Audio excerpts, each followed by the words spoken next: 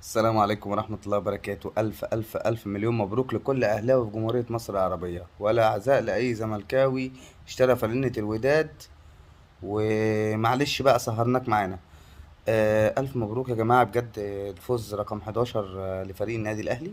أنا حابب أشكر الناس قبل اللعيبة وقبل الجهاز الفني وقبل أي حد.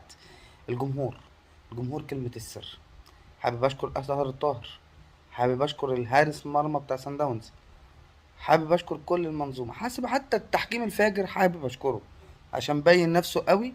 بس ربنا سبحانه وتعالى ما بيضيعش اجر المجتهد، ولا بيضيع اجر اي واحد اخد بالاسباب. والاهلي نادي عنده اداره، عنده ترتيب، عنده اولويات، عارف يعمل ايه.